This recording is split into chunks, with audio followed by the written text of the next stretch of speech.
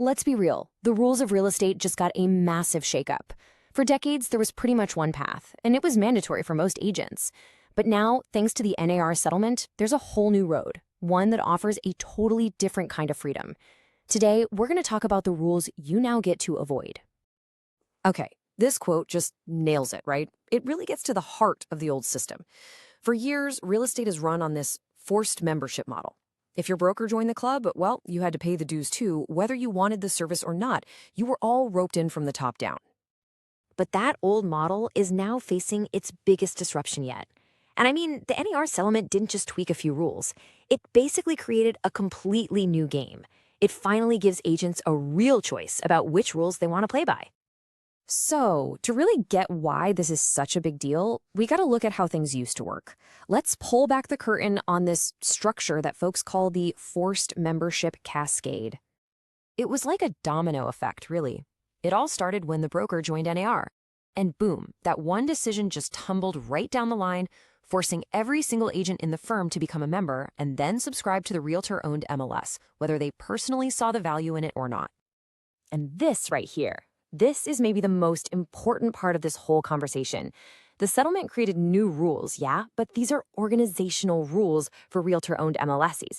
They are not federal laws. And that little detail, that's the key that unlocks a whole new way of doing business. Okay, so what does breaking free actually look like in practice? Let's dive into the nitty-gritty, the specific rules you can totally sidestep if you're operating outside the NAR ecosystem.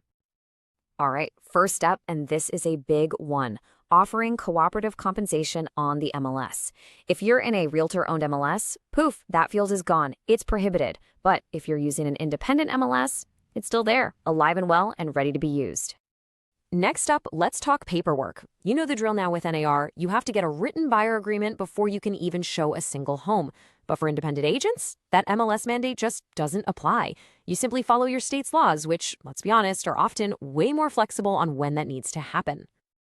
And this whole thing creates a huge split in how data is handled.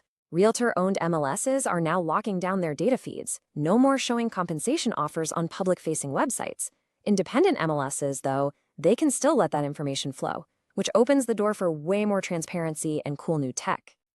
So let's just break it down super simple. Who gets to play by these different rules? Well, it's basically three groups. First, any independent MLS. Second, any brokerage or agent that isn't a NAR member. And third, brokers in what are called the Thompson states. We're talking Florida, Georgia, and Alabama, where non-member MLS access has been a thing for a while. I mean, just look at this side by side. It really paints a picture, doesn't it? On one side, you've got removed fields, prohibited data displays, and mandatory agreements. On the other side, choice, flexibility. It's a huge fork in the road between a path with a bunch of new restrictions and one that's all about freedom. Okay, so avoiding rules is cool and all, but how does this actually help you win? How do you turn this into a real, tangible competitive edge for your business? Well, this new freedom boils down to four huge advantages. And we're not talking about small stuff here. We're talking about things that directly impact your wallet, your marketing, your ability to attract great agents, and your power to expand your business with fewer headaches. The first and most obvious win, your bank account. We're talking $0 in NAR, state, and local association dues. Think about how much that saves you and every single agent A or brokerage, year after year. That money adds up fast. Then there's your marketing. This freedom gives you so much more flexibility. You can actually publish your terms of cooperation in an independent MLS. That means you create clarity, you get rid of the guesswork for other agents, and you can build solid, repeatable systems for your business. And just think about this as a recruiting tool. Imagine being able to tell agents, hey, come work with us. We're a brokerage built on performance, not compliance. No mandatory dues, no extra paperwork before you show a home, unless the state says so. That's a powerful pitch. So what's next? Where is this all going? It's really important to see that this isn't just some temporary loophole. We're watching a massive long-term shift toward decentralization in the real estate industry. And you can see the trend playing out right here. 2024, the settlement hits and forces these new practice changes. Now, in 2025, NAR itself is rewriting its whole MLS handbook. And by January 2026, that new handbook is expected to officially give a lot more policy power back to the local markets. The writing is on the wall. So what's the big picture here?